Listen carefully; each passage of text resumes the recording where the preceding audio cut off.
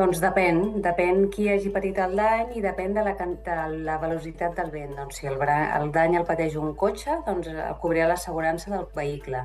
Si el dany el pateix una llar, un pati, un jardí, el cobrirà l'assegurança de la llar. I si és la companyia asseguradora o el consorci, depèn de la velocitat del vent. Tots aquells danys que hagin sigut causats per vents superiors a 120 km/h són danys consorciables, els cobreix el consorci. Perdó, quan parles del consorci, no és el grup musical, el consorcio, sinó és allò que uneix totes les companyies d'assegurances, no? Parles amb molta familiaritat del consorci, però, clar, jo... Disculpa. No pateixis. És el Consorci de Compensació d'Assegurances. Cada vegada que paguem una prima d'assegurances hi ha un trosset, que sembla un impost, però és el consorci, que va amb una espècie de pool, que és un sac que es reserva, uns diners que es reserven per catàstrofes naturals. Doncs si hi ha un terratrèmol, si hi ha una inundació gran com va passar amb la Dana, o si hi ha uns vents molt forts, en aquest cas vents per sobre 120 km/h, això ho paga el consorci. Yeah. Si no són danys consorciables, els paga la companyia asseguradora. Parlaves del vent. Quina és la velocitat que hi ha d'haver perquè sigui un o altre qui l'assumeixi? Quan són danys causats per vents superiors a 120 km/h, ho paga el consorci. Si no, ho paga la companyia asseguradora. Però, ojo, no tot ho paga la companyia asseguradora. La companyia s'ha de llegir la pòlissa, s'ha de llegir el redactat de cada pòlissa. Lo habitual és que les companyies paguin quan hi ha una velocitat del vent per sobre els 70-80 km/h. Si és per sota, doncs no cobreix perquè se suposa que aquell bé no estava ben dissenyat o hi havia un defecte estructural. I com sabem quina ha sigut la velocitat del vent, no? A Catalunya tenim la sort de tenir Meteocat, que funciona superbé. A través de la web de Meteocat tens un mapa on tu pots triar l'estació meteorològica que queda més a prop de casa teva i allà et registres, poses la data d'avui, per exemple, i veus quina ha sigut la velocitat del vent per hores i quina ha sigut la ràfega més forta. No sé, veient aquestes imatges d'avui mateix, tu, Marta, ja pots dir, mira, això ho pagarà l'asseguradora, això ho pagarà el consorci, veient aquestes palmeres que han destrossat cotxes, no sé si ens cau una branca, un objecte al cotxe, entenc que depèn del tipus d'assegurança que tinguem sobre el nostre cotxe.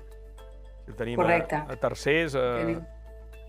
Si tenim una assegurança a tercers, doncs no tindrem cobertura, però si tenim una assegurança a tot risc, en franquícia, doncs tindrem cobertura sempre quan el dany estigui per sobre de la franquícia. Si ens trenca el tendal, una persiana de casa, depèn de la pòlissa que tinguem a casa? Correcte. Si passa alguna cosa a casa, al pati, al jardí, a la terrassa, doncs quedarà cobert a través de la pòlissa de llar. I una mica en la mateixa línia, si passa alguna cosa a la façana d'una comunitat, doncs quedarà coberta per la pòlissa de la comunitat. Tant els danys a la pròpia façana com els danys que causem un tercer. Si cau un tros de façana sobre un vehicle, doncs també es pot donar cobertura a través de l'RC de la comunitat o a sobre d'un pati interior, no? I fa malbé un toldo d'un veí. Podeu aprofitar ara, si teniu alguna consulta per Marta Oller. Jo tenia una consulta... Consultes. Sí, una consulta... Primer la Maria, després en Carles. D'un testimoni que hem vist fa una estona aquí mateix a la Selva, era una persona, un veí de Matadepera, que li ha caigut un arbre a casa seva. Un arbre del veí? Un arbre, sí, que potser no era seu.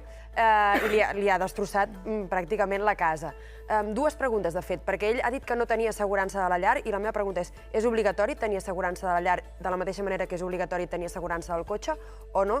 I l'altra pregunta és, ell que no té assegurança, per tant l'assegurança segur que no li cobrirà, el consorci podria ser que se'n fes càrrec si a Matadepera hi ha hagut ratxes de més de 120 km/h, és així? No és obligatori tenir una assegurança de llar i l'assegurança del vehicle només és obligatori la de tercers, la de danys propis tampoc és obligatòria.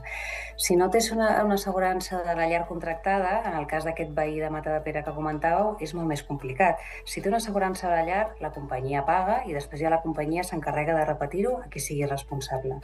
En el cas de no tenir contractada una pòlissa d'assegurances, serà l'afectat que haurà de reclamar amb el veí, en el cas que sigui el responsable del dany, i a través de la seva pòlissa de la llar de l'RC del veí li podrà cobrir. El que passa que són procediments molt més lents. I a més tampoc sabem si el veí té una pòlissa de la llar contractada. Per tant, si hi ha una companyia asseguradora doncs és més fàcil, però si s'ha de posar d'acord amb el veí i més sobre el pagament d'un dany, doncs el normal és que es compliqui el tema. En Carlos Márquez també et trasllada una pregunta, Marta. Sí, l'any 2009, amb allò que hem explicat abans d'aquests 4 nens que van morir a Sant Boi, hi va haver una indemnització de 2,2 milions per les famílies, perquè es va acabar demostrant i van anar a judici, que havia sigut una negligència en la construcció.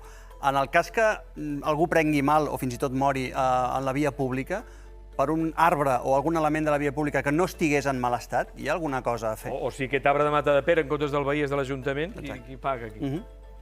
Doncs la pòlissa de responsabilitat civil de les administracions, en aquest cas de l'Ajuntament. Si hi ha hagut una falta de manteniment o no s'ha ballat suficientment perquè no passés ningú avui per sota, probablement aquesta família afectada posi una reclamació a l'Ajuntament i s'activi la pòlissa d'RC de l'Ajuntament.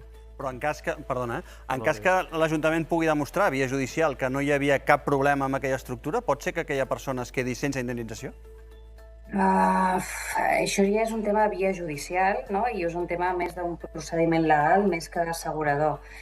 Però difícilment se'n sortirà aquell Ajuntament sense pagar res.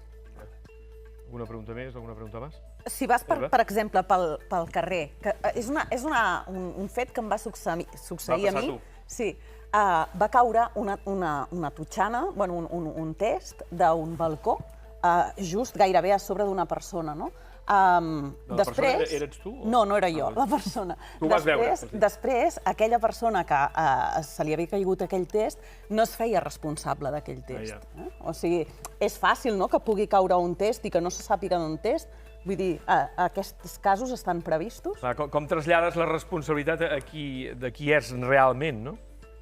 Quan hi ha un dany personal, o sigui, imagina que t'hagués caigut el test a sobre i haguessis pres mal, doncs haguessis reclamat amb aquest veí i hagués respost la pòlissa de la llar d'aquest veí, la RC immobiliària, que és una cobertura bàsica de la llar, t'hagués pagat el dany corporal que haguessis patit. Esther, tens alguna pregunta també? Hi ha un tema, perdoneu, que no hem dit abans quan parlàvem del consorci, que m'he oblidat de dir-vos que a vegades es pensa que el consorci ho cobreix tot, no? I al final el consorci només dona cobertura a tothom que tingui una pòlissa contractada. Si hi ha algú que no té una pòlissa contractada, ve de vehicle, el té a tercers i no el té a danys, o no té assegurança de llar perquè, com hem dit abans, no és obligatòria, doncs el consorci tampoc pagarà, encara que superi els límits que hem comentat abans. Molt bé. Esther? No, jo ho tinc tot aclarit. De moment, com que no he patit accidents en aquest sentit, per sort. Una última qüestió, en tot cas, el mecanisme natural sí que és adreçar-nos a la nostra companyia, i la nostra companyia determinarà si aquells danys els assumeix ella, o si és una altra companyia del nostre veí, o si és el consorci, no? Entenc, Marta? Correcte. Si són pòlisses que es gestionen a través d'un mediador d'assegurances, ve una corredoria o ve una agència, és molt fàcil. Simplement us poseu en contacte amb ells i ells saben perfectament, a part de llegir el condicionat, tramitar el sinistre amb la companyia i, en cas que sigui de consorci, tramitar el sinistre del consorci. Si no hi ha un mediador, doncs s'haurà de declarar directament a la companyia asseguradora i, en cas que sigui un sinistre consorciable, la companyia ja comunicarà a l'assegurat que ho ha de tramitar a través del consorci.